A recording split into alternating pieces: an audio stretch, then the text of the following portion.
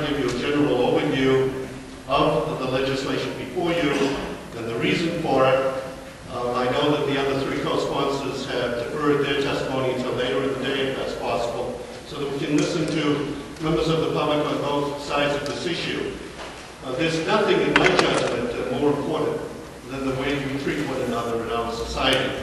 I think that House Bill 436 is an effort to try to make sure that we break down an area of discrimination here in our state, in the Live Free and Die state, make sure that we treat our people equally. As I was driving up with the sun to my back, coming toward the west from Portsmouth this morning in the seashore toward Concord, I was reminded that my very first time in this legislative chamber, and this is part of my story that I'm going to tell you, was first week of January 1969. As an elected member of the House of Representatives. I was the youngest member at that time, so long ago. And I remember so distinctly that I had the butterflies in my stomach, as one would expect, getting involved in a legislative body that had a lot of older people, but also realizing that at the age of 21, I was gay. And in those days, somebody who was gay, or lesbian, was considered by the American Psychiatric Association as, well, far from normal. In those days, people who were gay or lesbian could be arrested at assemblies or where they may assemble just because they were gay and they were getting together with other people who were gay. We had come a long way in those years. But even in 1979, when I spent my first term in the state senate, again as the youngest member of that body at the age of 31, I had to remain deep in the closet because I knew that if I had come out in those days, or at least I felt that if I had come out in those days, I could certainly lose a lot of friends and it might be difficult politically. Fortunately, in the early 1980s, I started the coming out process.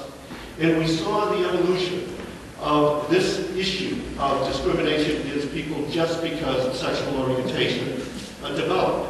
And through the 1990s, New Hampshire was the 11th state, a very proud state, to adopt for the first time civil rights protections for people based on sexual orientation. That brings us up to 2007. And 2 years ago in this chamber, at about this time of the year, I and others spoke in favor of civil unions. I was the front sponsor of that bill. And I said that this was a step. I never said it was the end of the journey. In fact, if we ended the journey for issues relating to women to be able to vote back in the early 1920s, we would still not be talking about the need to make sure that we have pay equity or that we have equality for women in today's workforce.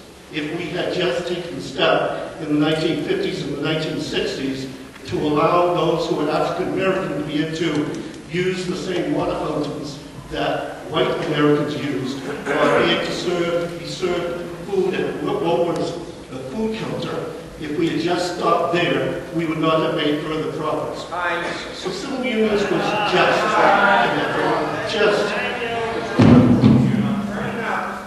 We're not going to have any outbursts. If there are outbursts like that, you're going to be ejected. I just want to let you know.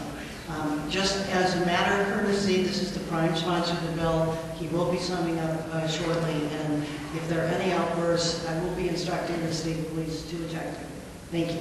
It's good that people pay attention, though, so that they know what's happening. There is nothing more important than the way we treat one another. And civil unions 2 years ago, I heard, is being used as an argument for not taking that next step. I urge you to listen to the many people who are going to talk today with their stories about their struggles, including some people who had civil unions, and ask your question. Ask a question about yourself. Would you trade your marriage for their civil union? Thank you very much.